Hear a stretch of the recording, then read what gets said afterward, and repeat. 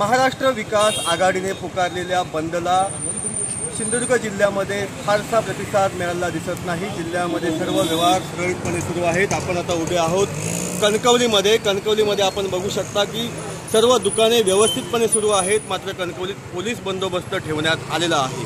शिवसेना पक्षाचे बरेचसे पदाधिकारी इथल्या शाखेजवळ जमलेले आहेत आणि कणकवलीमध्ये रॅली काढण्याच्या तयारीत आहेत। शिवसेना पक्षाच्या वतीने आणि महाविकास आघाडीच्या माध्यमातून इथल्या व्यापाऱ्यांना आवाहन करण्यात आलं होतं की आपण दुकानं बंद ठेवा। मात्र कोणताही प्रतिसाद फारसा या ठिकाणी मिळालेला दिसत नाही। कणकवलीमध्ये सर्व व्यवहार सुरळीतपणे सुरू आहेत। त्याशिवाय जिल्ह्यातील मुख्य बाजारपेठा असलेल्या देवगड, सावंतवाडी, कुडाळ या भागात देखील सर्व बाजारपेठा व्यवस्थितपणे सुरू आहेत। एकंदरीत महाविकास आघाडीने पुकारलेल्या महाराष्ट्र बंदला सिंधुदुर्ग जिल्ह्यामध्ये अल्प प्रतिसाद मिळालेला दिसतोय। मात्र पोलीस प्रशासनाने खबरदारीचा उपाय म्हणून जिल्हाभरात सुरक्षा व्यवस्था तैनात केलेली आहे। विवेक तामनकर, सिंधुदुर्ग।